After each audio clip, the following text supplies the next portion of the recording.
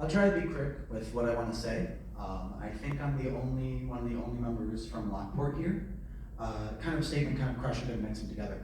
I want to start by saying and telling the room confidently, and hear me out here, I'm an addict to the healthiest opioid you could ever do, and that is creativity.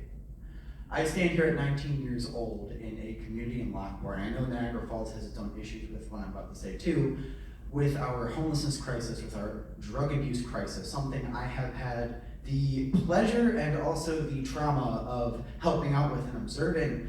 We are building these AI data centers, and I'm glad for the moratorium, and I'm glad that we're working forward to make this responsible act. But my question is going to shift towards the psychological environment concerns here.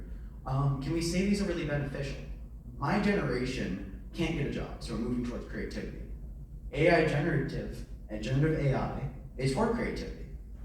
How can we drink the well? How can we get in this well when we are poisoning the well? We are poisoning it. Let's be real here. And now you're expecting my generation that has gone through recessions, terrible presidencies, I'm not going to spare my opinion on that, and post-COVID, the most isolating point in modern American history, to now survive without even creativity, the healthiest opioid, and I'm going to coin that today. I have to ask, even when we get this passed, which I am in full support of, is this step enough? My generation needs our creativity, if anything, because we don't have much else these days. Is that enough? Do we feel that that's enough? And my concern is that it's not. I don't think we can coexist with AI. It's as simple as that. Can we really say that generative AI has made better communities? Can we say that it has helped people learn as we put it in our schools? Can we say that it can do anything that a human can't do?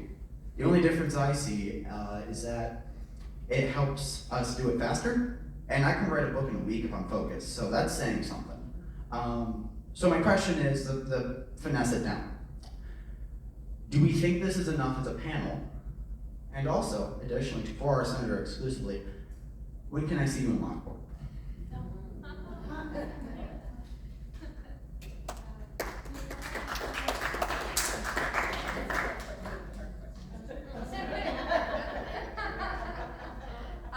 Well, I'll start with the last piece. Well, thank you for the question. It's a really thoughtful one. That again, I think so many of these questions have been like, I have been reconciling with myself, and so I feel that frustration. To the last one though, we over a dozen stops on this tour.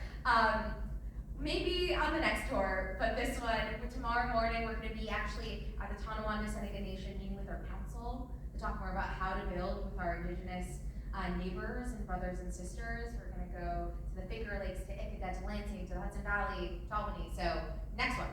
But to answer the other question, I don't think any one bill is enough. I think there has to be a lot of regulation of AI and how it's applied to make sure that it's used for our benefit, that innovation goes to medicine, to cybersecurity, to the promises that a lot of these billionaires have made but haven't actually delivered on, right? And I don't think that while we regulate to push that instead of it going to AI slop, that we have to accept that it is inevitable either.